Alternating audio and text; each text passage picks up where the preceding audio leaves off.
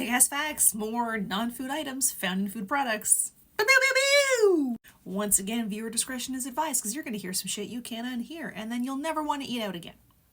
Sometimes ignorance really is bliss. In 2010, a family from Grand Ledge, Michigan got a surprise when they found a frozen frog in a bag of vegetables. I mean, they're a delicacy in France. In 2009, a gentleman from Oxfordshire, England, discovered a dead mouse baked into a loaf of bread he bought at the grocery store. Still across the pond, an Englishwoman added a store-bought jar of tikka masala sauce to some chicken she was cooking. She thought it seemed a little lumpy. Upon further inspection, she saw whiskers and a tail. Not only are we still across the pond, but we're still talking about mice. In December 2011, the British grocer Sainsbury's was fined £8,000 or $12,000 after a customer found a dead mouse in a can of store-brand beans. The flavor of this poor man's cola was rank. The texture was slimy and thick. So the Ormond Beach, Florida resident said he shook out the contents and something resembling pink linguine slid out, followed by dark stuff. Poison Control and the FDA were contacted and the can's contents were analyzed. The Food and Drug Administration Office of Regulatory Affairs concluded that the foreign matter appeared to be a frog or a toad. Kilgore, Texas, 2011, a woman found a razor blade in a pint of ice cream. According to CBS News, a representative from Walmart, where the ice cream had been purchased, told her, "I'm sorry, I hope your day gets better." Yeah, me too, bitch.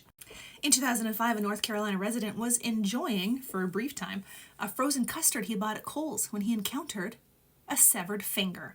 Officials say the digit had recently been attached to a worker injured in a food processing machine accident. USA Today reported that he put the finger in his mouth thinking it was a piece of candy. Okay, I've never worked in a food processing plant, and maybe my inexperience shows. But for 6 months in 1989, I made crepes in a food court, so I think I'm a bit of an expert on the topic. But if someone comes to you and says, "Boss, I lost a finger in that machine over there," your first thought after getting that person to the hospital should be, you know what, we should probably turn off the machine, empty it, clean it, see if we can find that finger. In 2010, a woman from Brownsboro, Texas, bit into a chocolate bar and found a human tooth in her mouth that did not belong to her. Maybe dentists are right, candy is bad for your teeth. In 2002, a woman in Irvine, California was enjoying a bowl of restaurant clam chowder when she bit down on something rubbery. For a moment, she thought it was poorly cooked calamari. But no, it was a condom. In 2011, a woman ordered a BLT and fries at a restaurant in Houston, Texas. The sandwich was soaked in the blood of the chef who cut himself prepping her sandwich. I mean, B does also stand for blood. In 1986, the New York Times reported that a woman in Brooklyn, New York, fed her infant some baby food and saw him spitting it out. On further inspection, she noticed he was bleeding from the mouth because of a shard of glass in the jar.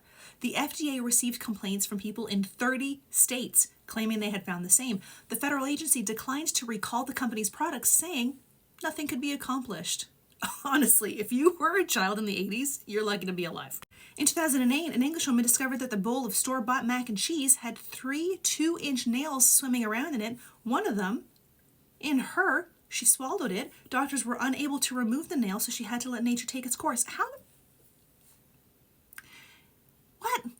I once, when I was 14, was eating a crunchy peanut butter sandwich, and one particular nut wouldn't crunch, and when I pulled it out of my mouth, it was a filling that had fallen out of my tooth. My filling, my tooth. Fillings aren't that fucking big. They're sure as shit not as big as a 2-inch nail. Jeez, fuck. I'm fine, thank you for asking. In 2009, a German tourist ordered a $40 filet mignon at a New York restaurant. He claims that he took a bite of the meat and wound up with a bloody tampon in his mouth. He rinsed his mouth out with brandy and fire and headed to the nearest hospital where a doctor confirmed his discovery was indeed a used tampon and recommended that he be tested for blood-borne diseases. 2009, Schenectady, New York. I like saying Schenectady. A guy named Jack found a partially decomposed snake head in his side of broccoli. Just get fries like everybody else, Jack. June 2011, a woman discovered a live worm writhing around a slice of cake as she was eating it. 2011, in Saginaw, Michigan, a couple found a disemboweled mouse inside a bag of ready garden salad. This last one is an honorable mention because it was 1,000% intentional. In 2008, the Australian government food minister confirmed that frozen fecal matter, caca for the layman, had been found in the chocolate gelato offered to patrons of a Sydney pub after they complained about the noise level.